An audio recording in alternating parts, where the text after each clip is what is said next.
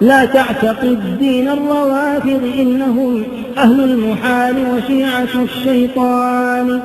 إن الروافض شر من وطئ الحصى من كل إنس ناطق أو جان. مدحوا النبي وخونوا أصحابه ورموهم بالظلم والعدوان. حبوا قرابته وسبوا صحبه جدلان عند الله منتقضان. فكأنما آل النبي وصحبه روح يضم جميعها جسدان. فئتان عقدهما شريعة أحمد بأبي وأمي ذلك الفئتان. فئتان ثالثتان في سبل الهدى وهما بدين الله قائمتان. قل إن خير الأنبياء محمد وأدل من يمشي على الكثبان.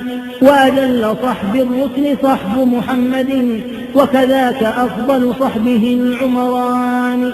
رجلان قد خلقا لنصر محمد بدمي ونفسي ذلك الرجلان. فهما اللذان تظاهرا لنبينا في نصره وهما له صهران. بنتاهما أسنى نساء نبينا وهما له بالوحي صاحبتان. أبواهما أسنى صحابة أحمد يا حبذا الأبوان والبنتان. وهما وزيراه اللذان هما في فضائل الأعمال مستبقان. وهما لأحمد ناظراه وسمعه وبقربه في القبر مضطجعان. كانا على الإسلام أشفق أهله وهما لدين محمد جبلان. أصفاهما أقواهما أخشاهما أتقاهما في السر والإعلان. أثناهما أذكاهما أعلاهما أوفاهما في الوزن والرجحان. صديق أحمد صاحب الغار الذي هو في المغارة والنبي اثنان. أعني أبا بكر الذي لم يختلف من شرعنا في فضله رجلان. هو شيخ أصحاب النبي وخيرهم وإمامهم حقا بلا بطلان. وأبو المطهرة التي تنزيهها قد جاءنا في النور والفرقان.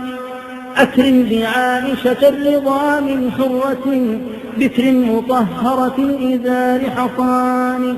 هي زوج خير الأنبياء وذكره وعروسه من جملة النسوان.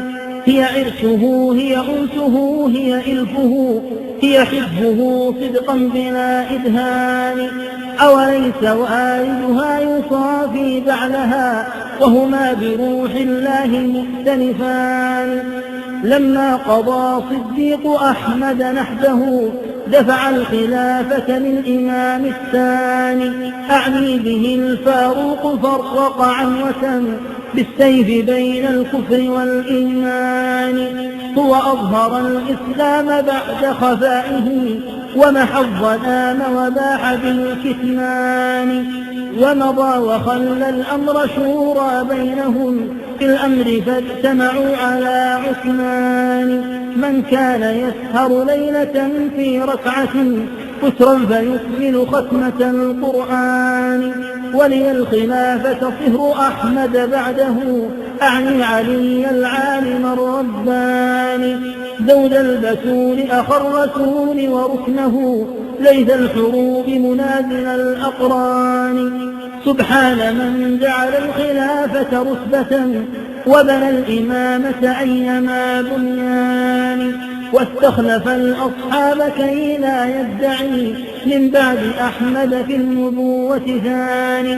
أكرم بفاطمة البتول وبعلها وبمن هما لمحمد سبطان. غصنان أصلهما بروضة أحمد لله در الأصل والغصنان. أكرم لطلحة والزبير وسعدهم وسعيدهم وبعابد الرحمن وأبي عبيدة ذي الديانة والتقى وامدح جماعة بيعة الرضوان قل خير قول في صحابة أحمد وامدح جميع الآل والنسوان دع ما جرى بين الصحابة في الوغى بسيوفهم يوم التقى الجمعان فقتيلهم منهم وقاتلهم لهم وكلاهما في الحشر مرحومان والله يوم الحشر ينزع كل ما تحوي صدورهم من الأضغان والويل للركب الذين سعوا إلى عثمان فاجتمعوا على العصيان ويل لمن قتل الحسين فإنه قد جاء من مولاه بالخسران لسنا نكفر مسلما بكبيرة فالله ذو عفو وذو غفران واحفظ لأهل البيت واجب حقهم واعرف عليا أيما عرفان لا تنتقصه ولا تزد في قدره فعليه تصلى النار طائفتان إحداهما لا ترتضيه خليفة وتنصه الأخرى إلى همزان والعن زنادقة الروافض إنهم أعناقهم غلت إلى الأذقان جحدوا الشرائع والنبوة واقتدوا بفساد ملة صاحب الإيوان لا تركنن إلى الروافض إنهم شتموا الصحابة دون ما برهان لعنوا كما بغضوا صحابة أحمد وودادهم فرض على الإنسان حب الصحابة والقرابة سنة ألقى بها ربي إذا أحيان والله أسأله قبول قصيدتي مني وأشكره لما أولاني صلى الإله على النبي محمد ما ناح قمري على الأغصان وعلى جميع بناته ونسائه وعلى جميع الصحب والإخوان بالله قولوا كل ما أنشدتم رحم الإله صداك يا قحطاني